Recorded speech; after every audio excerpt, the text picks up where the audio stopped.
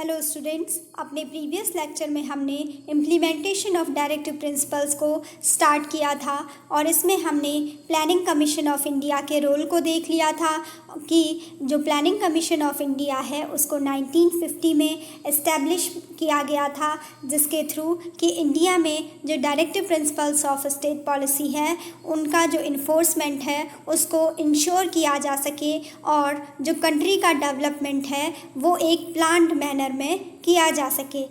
उसके बाद स्टूडेंट हमने पढ़ा था कि जनवरी 2015 में जो ये प्लानिंग कमीशन ऑफ इंडिया है उसको रिप्लेस कर दिया जाता है नीति आयोग से और उसको रीनेम कर दिया जाता है नीति आयोग के रूप में, जिसकी की फुल फॉर्म मैंने आपको बताई थी, national institution for transforming India. और ये जो नीति आयोग है इसके द्वारा क्या है, डिफरेंट सर्वेज़ किए जाते हैं और गवर्निंग जो हमारी क्या है, जो पब्लिक वेलफेयर है और साथ ही जो इंडिया की गवर्नमेंट है उसको गवर्न करने के लिए क्या है, डिफरेंट पॉलिसीज़ को बनाया जाता है, उनको फॉर्मुलेट किया जाता है। और जो हमारे देश में जो directive principles of state policy हैं उनका जो इन्फोर्समेंट है उसको एप्लीकेबल बनाया जाता है। उसके बाद स्टूडेंट हमने पढ़ा था अपने प्रीवियस लेक्चर में कि जो सभी स्टेट्स हैं उनके द्वारा भी क्या है, लैंड रिफॉर्म लॉज को पास किया गया, उनके द्वारा भी जो एग्रेरियन सोसाइटी है उसमें क्या हो, चेंज आए और जो रूरल मासेस हैं, मींस की जो ग्रामीण जनता है उनकी जो लिविंग कंडीशंस हैं उसको भी इम्प्रूव करने के लिए क्या है, डिफरेंट लैंड रिफॉर्म लॉज को अलग अलग स्टेट गवर्नमेंट के द्वारा पास किया गया था, जिसमें कि अलग अलग मेजर्स लिए गए थे, जिसमें कहा गया था कि ज़मींदार्स जो हैं, जागीरदार्स हैं और जो इनामदार्स हैं उनको अबॉलिश किया जाए। और साथ ही गवर्नमेंट के द्वारा टेनेंसी रिफॉर्म्स को लाया गया था, जिसमें कि जो किसान थे उनको क्या है, सिक्योरिटी ऑफ टेन्योर प्रोवाइड किया गया था और उनको फेयर रेंट भी प्रोवाइड कराए जाने के प्रोविजंस इसमें लाए गए थे। उसके बाद जो लैंड होल्डिंग्स थी, जो प्रॉपर्टीज़ थी, जो एग्रीकल्चरल लैंड थी, वो क्या है, अगर एक सर्टेन लिमिट से ज़्यादा है तो उस पर भी सीलिंग लगाने की जो है, सीलिंग इम्पोजिशन को भी स्टेट गवर्नमेंट के द्वारा इस कॉन्सेप्ट को लाया गया था, जिसके थ्रू ये कहा गया था कि अगर किसी की भी क्या होगी, सर्टेन सीलिंग लिमिट से ज़्यादा उसके पास प्रॉपर्टी होगी, ज़्यादा एग्रीकल्चरल लैंड होगी तो उसको क्या किया जाएगा, उसको लैंडलेस लेबरर्स में डिस्ट्रीब्यूट कर दिया जाएगा। और स्टेट के द्वारा कोऑपरेटिव फार्मिंग का कॉन्सेप्ट भी लाया गया था, जिसमें कि स्टूडेंट अपने प्रीवियस लेक्चर में मैंने आपको समझाया था कि जो कोऑपरेटिव फार्मिंग होता है उसमें क्या होता है, छोटे छोटे किसान जिनके पास की क्या है, थोड़ी थोड़ी भूमि है, वो क्या करेंगे, उसमें अपने सब लोग मिलकर आपस में क्या करेंगे, 8-10 किसान, 8-10 फार्मर्स मिलकर क्या करेंगे, सामूहिक रूप से खेती करेंगे, कोऑपरेटिव रूप से उसमें एग्रीकल्चर करेंगे और जो भी प्रोडक्शन होगा और उससे जो भी प्रॉफिट होगा उससे अपनी लाइवलीहुड को चलाएंगे। ये कॉन्सेप्ट होता है कोऑपरेटिव फार्मिंग का। स्टूडेंट उसके बाद हमने अपने प्रीवियस लेक्चर्स में ही ये पढ़ा था कि गवर्नमेंट के द्वारा जो लेबर है, ठीक है, जो भी लेबर सेक्शन है जो कि फैक्ट्रीज़ में काम करते हैं या फिर किसी भी इंडस्ट्री में काम करते हैं, उनके लिए क्या है, उनके हितों की सुरक्षा करने के लिए, उनको प्रोटेक्ट करने के लिए क्या है, टाइम पर गवर्नमेंट के द्वारा, पार्लियामेंट के द्वारा क्या है, डिफरेंट एक्ट्स बनाए गए, जिसमें कि मैंने आपको बताया था मिनिमम वेजेस एक्ट आया 1948 में, पेमेंट ऑफ वेजेस एक्ट आता है 1936 में, पेमेंट ऑफ बोनस एक्ट आता है 1965 में, उसके बाद contract labour regulation and abolition act आता है 1970 में, उसके बाद child labour prohibition and regulation act आता है 1986 में और बॉन्डेड लेबर को प्रोहिबिट करने के लिए bonded labour system abolition act आता है 1976 में। स्टूडेंट फिर हमने पढ़ा था ट्रेड यूनियन एक्ट आया 1926 में, फैक्ट्रीज़ एक्ट आता है 1948 में, फिर आता है माइंस एक्ट 1952 में, फिर इंडस्ट्रियल डिस्प्यूट्स एक्ट 1947 में। और स्टूडेंट फिर हमने इसमें पढ़ा था कि गवर्नमेंट के द्वारा 2006 में क्या किया गया था, गवर्नमेंट के द्वारा 2006 में चाइल्ड लेबर को बैन कर दिया गया था। और साथ ही ये भी बताया था कि जो 1986 का जो इम्पॉर्टेंट एक्ट था, एक child labour prohibition and regulation act of 1986, उसको 2006 में गवर्नमेंट के द्वारा क्या कर दिया गया, पार्लियामेंट के द्वारा उसको रीनेम कर दिया गया और उसको नाम दिया गया the child and adolescent labour prohibition and regulation act of 1986। उसके बाद स्टूडेंट हमने पढ़ा था कि जो फैक्ट्रीज़ में, जो इंडस्ट्रीज़ में या फिर कोई भी वर्किंग फर्म्स में जो क्या हैं विमेन वर्कर्स काम करती हैं, उनके हितों की सुरक्षा के लिए, उनको प्रोटेक्शन प्रोवाइड करने के लिए गवर्नमेंट के द्वारा, पार्लियामेंट के द्वारा 2 एक्ट लाए गए थे, जिसमें कि पहला था मैटरनिटी बेनिफिट एक्ट 1961, जिसको कि प्रेग्नेंट लेडीज़ के लिए जो कि क्या हों, विमेन वर्कर्स हों किसी भी फैक्ट्री में, किसी भी फर्म में, तो उनके लिए कुछ रूल्स रेगुलेशंस बनाए गए थे, उनके लिए कुछ बेनिफिट प्रोवाइड कराए गए थे इस एक्ट के थ्रू। और स्टूडेंट विमेन वर्कर्स के लिए ही एक दूसरा एक्ट पार्लियामेंट में पास किया गया था, द इक्वल रिम्यूनरेशन एक्ट 1976, जिसमें कि ये कहा गया था कि जो विमेन वर्कर्स हैं उनको भी क्या दिया जाए, इक्वल रेम्यूनरेशन, इक्वल पेमेंट किया जाए उनके काम के लिए, और जो कि जिससे कि क्या हो, equal pay for equal concept का, जो equal pay for equal work है, इस कॉन्सेप्ट को क्या किया जाए, प्रमोट किया जाए। उसके बाद गवर्नमेंट के द्वारा क्या किया गया, जो फाइनेंशियल रिसोर्सेज हैं उनका प्रॉपर यूटिलाइजेशन किया जाए, इस उद्देश्य से कि जो भी फाइनेंशियल रिसोर्सेज हैं उसको पब्लिक के द्वारा, पब्लिक वेलफेयर के द्वारा यूज़ किया जा सके, और कॉमन गुड का जो यूज़ है उसको प्रमोट करने के लिए गवर्नमेंट के द्वारा डिफरेंट जो बॉडीज़ थी उनका नेशनलाइजेशन किया गया।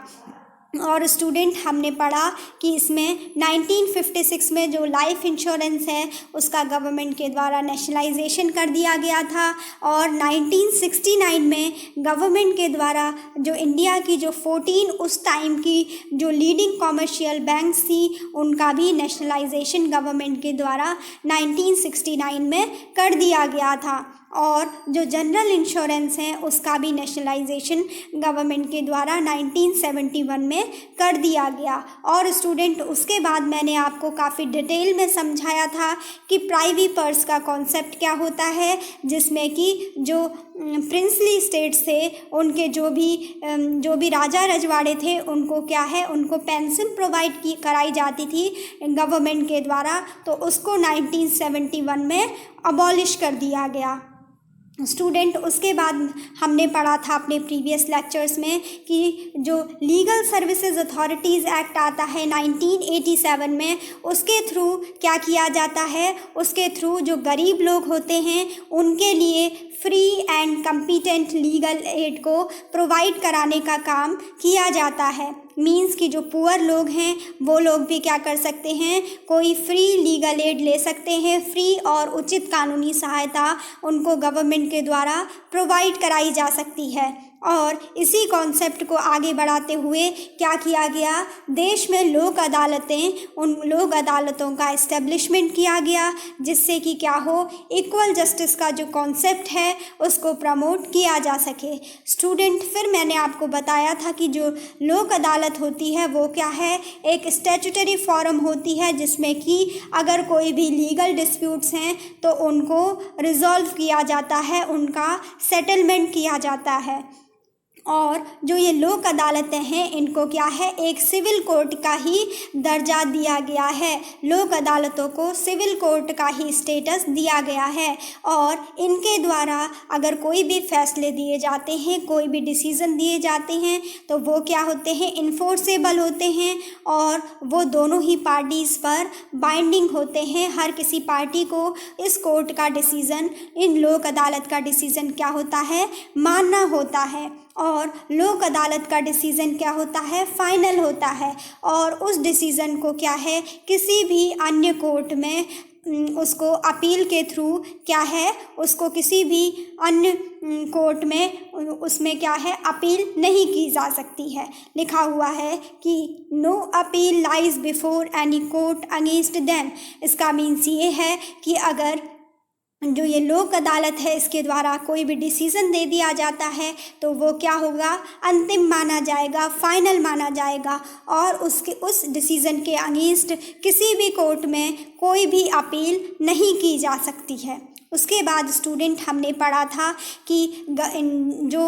इंडियन गवर्नमेंट थी उसके द्वारा जो रूरल एरियाज़ हैं, जो ग्रामीण क्षेत्र हैं, वहाँ पर कॉटेज इंडस्ट्रीज़ के डेवलपमेंट के लिए क्या है, डिफरेंट बोर्ड्स एंड कॉरपोरेशंस को इस्टेब्लिश किया गया था, जिससे कि रूरल एरियाज़ में, ग्रामीण क्षेत्र में क्या हो, कॉटेज इंडस्ट्रीज़ का डेवलपमेंट किया जा सके। और उसमें हमने पढ़ा था कि khadi and village industries board को बनाया गया। उसके बाद खादीज़ एंड विलेज इंडस्ट्रीज़ कमीशन आया। उसके बाद स्मॉल स्केल इंडस्ट्रीज़ बोर्ड को एस्टेब्लिश किया गया। उसके बाद नेशनल स्मॉल इंडस्ट्रीज़ कॉरपोरेशन बनाया गया और उसके बाद ये सब बोर्ड जो हैं वो बनाए गए थे रूरल एरियाज़ में, जिससे कि रूरल एरियाज़ में जो कॉटेज इंडस्ट्रीज़ हैं उनके डेवलपमेंट को क्या किया जा सके, प्रमोट किया जा सके। उसके बाद स्टूडेंट हमने पढ़ा था कि जो भी लोग हैं उनका जो लिविंग स्टैंडर्ड है, ठीक है, जो रहन सहन का तरीका है, उसको क्या है, उसको इंक्रीज़ करने के लिए, उसको फर्दर डेवलप करने के लिए गवर्नमेंट के द्वारा डिफरेंट प्रोग्राम्स चलाए गए थे, जिसमें कि 1952 में गवर्नमेंट के द्वारा चलाया गया था द कम्युनिटी डेवलपमेंट प्रोग्राम और 1960 में चलाया गया the hill area development programme. 1973 में गवर्नमेंट के द्वारा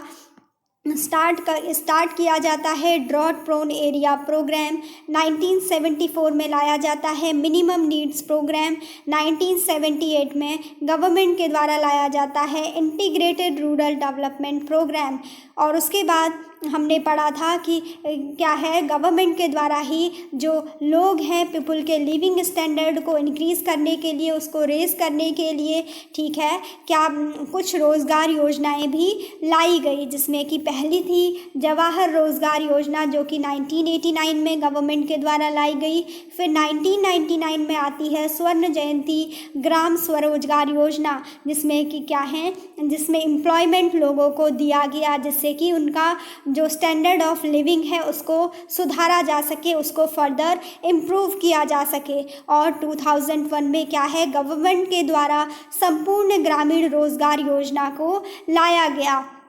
और 2006 में क्या है, जिसे कि हम क्या कहते हैं, नरेगा भी कहते हैं, जो कि क्या कहलाती है, national rural employment guarantee scheme. उसको क्या है, उसको भी गवर्नमेंट के द्वारा लाया गया, जिसमें कि क्या है, अभी तक क्या है, 100 डेज़ का एम्प्लॉयमेंट साल में दिया जाने का प्रोविज़न किया गया था।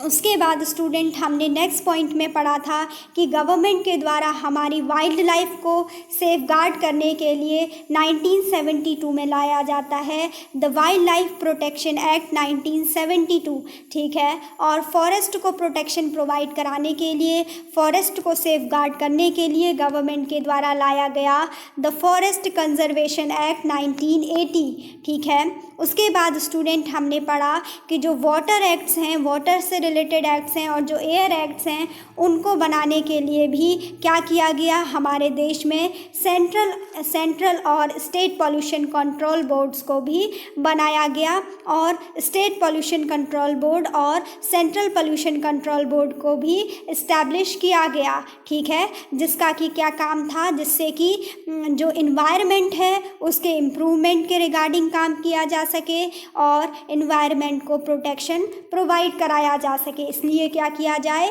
इसके लिए कहा गया कि सेंट्रल पॉल्यूशन कंट्रोल बोर्ड को बनाया जाए और स्टेट पॉल्यूशन कंट्रोल बोर्ड को एस्टैब्लिश किया जाए। और स्टूडेंट उसके बाद हमने पढ़ा था कि उसके बाद 1988 में नेशनल फॉरेस्ट पॉलिसी गवर्नमेंट के द्वारा लाई जाती है, जिसका उद्देश्य क्या होता है कि प्रोटेक्शन प्रोवाइड कराना, कंजर्वेशन करना और डेवलपमेंट करना। किसके लिए? फॉरेस्ट के लिए। जो हमारे फॉरेस्ट हैं उनका प्रोटेक्शन करना, उनको संरक्षित करना, उनका कंजर्वेशन करना और साथ ही फॉरेस्ट के डेवलपमेंट के लिए काम करना। और ये सब काम किए गए नेशनल फॉरेस्ट पॉलिसी 1988 के थ्रू, जो कि लाई गई थी 1988 में। स्टूडेंट, फिर हमने अपने प्रीवियस लेक्चर में पढ़ा था कि इसके थ्रू क्या किया गया, गवर्नमेंट के द्वारा एग्रीकल्चर के लिए भी कुछ क्या किए गए, रिफॉर्म्स किए गए। और एग्रीकल्चर को अच्छा बनाने के लिए, उसको मॉडर्नाइज बनाने के लिए क्या किया गया, इम्प्रूव्ड एग्रीकल्चरल इनपुट्स की बात की गई कि अच्छे एग्रीकल्चरल इनपुट्स यूज़ किए जाएँ, जैसे कि क्या हो, अच्छे बीजों का यूज किया जाए, ठीक है, अच्छे फर्टिलाइज़र्स का यूज किया जाए और क्या की जाए, अच्छी इरिगेशन फैसिलिटीज़ प्रोवाइड कराई जाएं, जिससे कि क्या हो, एग्रीकल्चर को मॉडर्नाइज्ड बनाया जा सके। उसके बाद स्टूडेंट हमने पढ़ा था कि साथ ही जो एनिमल हस्बेंड्री है उसको भी अच्छा बनाने के लिए क्या किया गया, उसमें भी मॉडर्न टेक्निक्स का यूज़ किया गया और उस पर क्या है, साइंटिफिक जो टेक्निक्स थी, जो साइंटिफिक जो तरीके हैं उनके अकॉर्डिंग एनिमल हस्बेंड्री में भी प्रोडक्शन को बढ़ाया गया। उसके बाद स्टूडेंट, अपने प्रीवियस लेक्चर में हमने पढ़ा था कि जो 73rd अमेंडमेंट एक्ट ऑफ 1992 है, उसके थ्रू हमारे कॉन्स्टिट्यूशन में क्या किया गया, हमारे कॉन्स्टिट्यूशन में जो 3 टियर पंचायती राज सिस्टम है उसको रूरल लेवल में लाया गया और जो पंचायती राज सिस्टम है उसको हमारे कॉन्स्टिट्यूशन में एक कॉन्स्टिट्यूशनल स्टेटस प्रोवाइड करा दिया गया और साथ ही पंचायती राज इंस्टीट्यूशन के प्रोटेक्शन के लिए क्या है, इसमें प्रोविज़न्स किए गए। और इसमें ये कहा गया कि क्या होगा, हमारे रूरल लेवल में, रूरल एरियाज़ में, ग्रामीण क्षेत्रों में लोकल लेवल पर क्या होगी, 3 टियर पंचायती राज सिस्टम को एस्टेब्लिश किया जाएगा, जो कि विलेज लेवल में, तालुका में और ज़िला लेवल में काम करेगा। और इससे क्या होगा, जो कि क्या है, गांधी जी का जो सपना था, गांधी जी का जो ड्रीम था कि क्या किया जाए, विलेजेस को भी रिपब्लिक बनाया जाए और गांव में भी क्या हो, सेल्फ गवर्नमेंट को लाया जाए। गांधी जी का ये जो ड्रीम था वो भी क्या है, उसको ट्रांसफॉर्म करने का काम किया गया है। उसको क्या है, उसको एक तरीके से कंप्लीट करने का काम इस पंचायती राज सिस्टम के क्या है, उसको लाने से गांधी जी का जो है वो सपना साकार हुआ है, ऐसा कहा गया है। स्टूडेंट, क्योंकि गांधी जी चाहते थे कि जो हमारे विलेजेस हैं उनको डेवलपमेंट किया जाए, उनका डेवलपमेंट किया जाए और वहाँ पर क्या हो, लोकल गवर्नमेंट को एस्टेब्लिशमेंट किया जाए और वहाँ पर क्या होना चाहिए, पंचायती राज सिस्टम का एस्टेब्लिशमेंट किया जाना चाहिए और सेल्फ गवर्नमेंट होनी चाहिए। ठीक है, इसके थ्रू ही प्रोविज़न किए गए थे 73rd amendment act of 1992। Student, ये क्या है, एग्ज़ाम में क्वेश्चन आया भी था। ठीक है, ये क्या है, यूपीपीसीएस का क्वेश्चन है पिछली बार का, तो इसमें आया भी था ये क्वेश्चन। इसमें ये कहा गया था कि बताइए जो पंचायती जो 3 टियर सिस्टम है उसको कौन से प्रोविज़न के द्वारा हमारे कॉन्स्टिट्यूशन में जोड़ा गया था। तो इसमें ईयर पूछा गया था, तो इसका आंसर क्या होगा, 1992 होगा। स्टूडेंट, इसमें हमने ये सब देख लिया था और ये सब पॉलिसीज़ को हमने पढ़ा, जिसमें कि जो 73rd अमेंडमेंट एक्ट ऑफ 1992 है, ये क्या है, लास्ट ईयर का जो यूपीपीसीएस का प्रीलिम्स का पेपर था उसमें एक क्वेश्चन भी आया था कि जो 3 टियर पंचायती राज सिस्टम है उसको हमारे कॉन्स्टिट्यूशन में कब ऐड किया गया या किस कॉन्स्टिट्यूशनल प्रोविज़न के द्वारा लाया गया। तो उसमें ईयर पूछा गया था, तो ईयर होगा 1992। ठीक है, इस क्वेश्चन को ध्यान रखें।